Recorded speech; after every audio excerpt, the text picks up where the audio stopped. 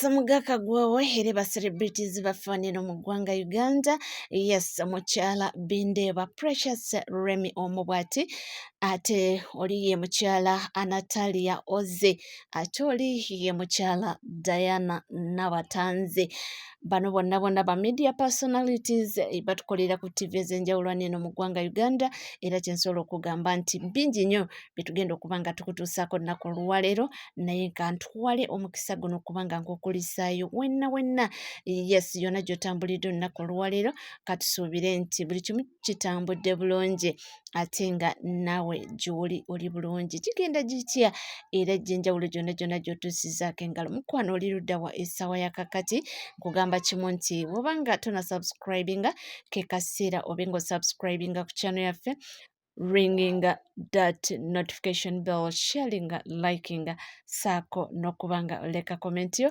Ebisigadde byonna butereevu, amawulire nja kubanga ngakuwa era nja kubanga ngakutuusaako.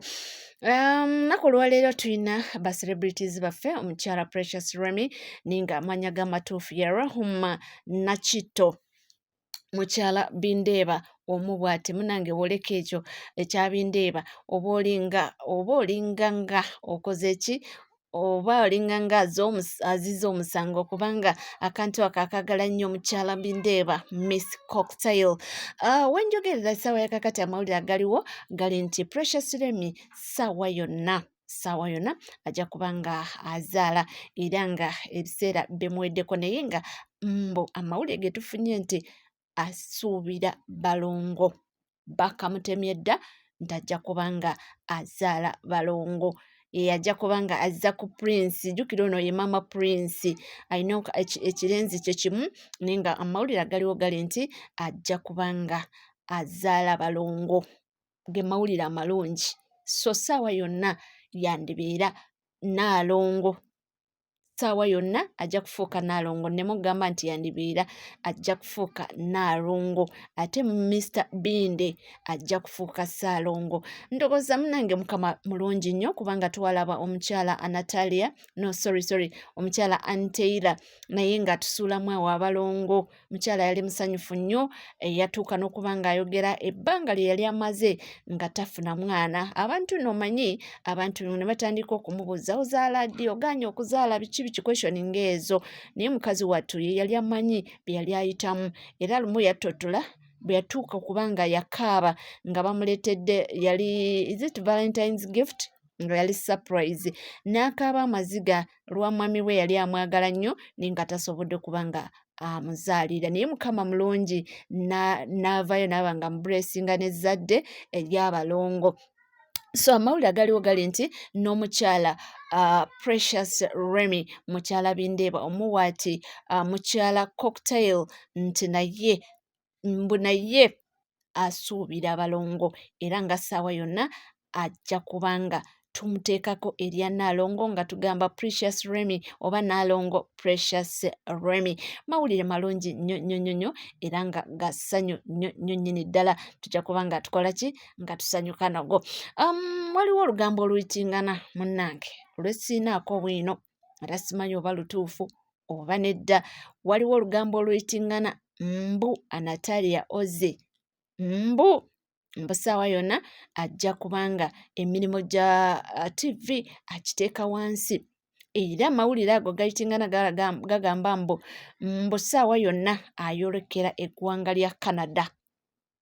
Mbu gy'agenda okuba ng'akasiba. Munange tombuuza lwaki, era simanyi oba soosi eriwo eyo entuufu oba, naye nga tulabye bannamawulire bangi nga bafuluma eggwanga.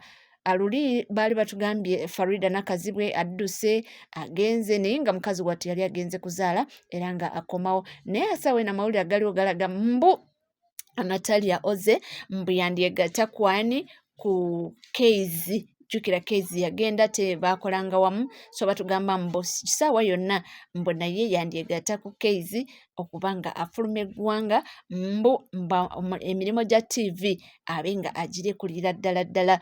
Munnange simanyi lwaki buli omu aba alina kyakola ki, oba bituufu oba nedda. Kyova olaba nange ntaddeko akambu, mbu mu ssaawa yonna ajja kuba nga alekulira era mu ssaawa yonna mwandimulaba nga yeesonze eggwanga erya Canada mbu gy'agenda okuba ate nga akolera emirimu gy'enjawulo. Awo simanyiiwo sikiinaako bwino naye ngalabyeko nga gayitingana mu nkuubo.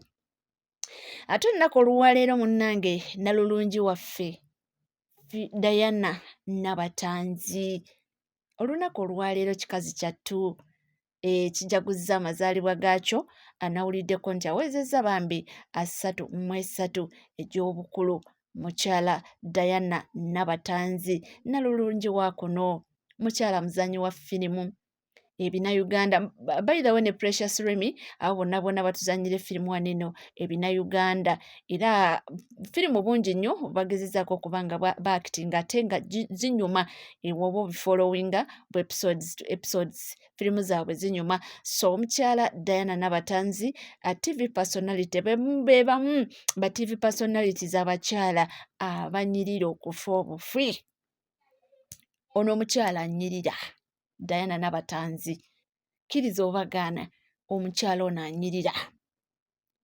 So nnaku lwaleero Mukama asiimye n'aba nga amwongerako omwaka omulala. Kugambye nti muzannyi wa firimu akola ku TV n'ebirala ndowooza nyinayo ne bizinesi ze endala z'aba akola nga tetuzimanyi era bingi nnyo. Gye buvuddeko awo baali batulimbye nti ali lubuto.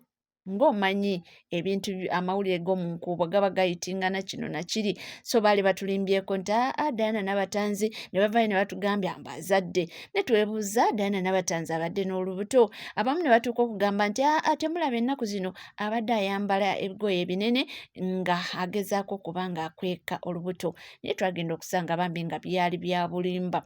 Mukazi wattu tanaba ate bambi oluusi ebibuuzo abantu bagenda ne boogera ebigambo bingi, agaanye okuzaala, bakoze batya, naye bambi oluusi aba agezezzaako ne bigaana ng'oluusi naye ali mu kunoonya emirundi gy'okoma okuba nga omulangira agaanye bambi oluusi atuula eri n'akaabirayo n'amaziga kubanga mmwe muba temumanyi kiki kyayitamu. Naye katusabe nnyo Mukama Katonda nga wamwongeddeko omwaka omulala, naffe wano eno tumwagaliza amazaalibwa amalungi era Mukama mulungi asobole okuba nga amukuuma yeeyongera okuba nga atuwa ebina-Uganda n'okuba nga atukolera puroguramu ennungi ezisanyusa. Yes, abeera ku kiri kitya ku Babasa Terefayina ng'abaweereza omukyala Diana Nabatanzi naye ng'olunaku olwaleero ajaguza amazaalibwa ge. Mukwano gwange tukyali wamu era ng'omukoto guli gumu, that is NCK TV. Gwatana subscribinga ke kaseera okuba nga subscribinga, ringing that notification bell, sharing, liking, saako n'okuba nga leka comment yawe. Nkugambira nti ebisigadde byonna buterevu, tuula kalira nywera mbenga nga kuwa anti tugayinamu obungi nnyo. Sigala naffe tovaawo.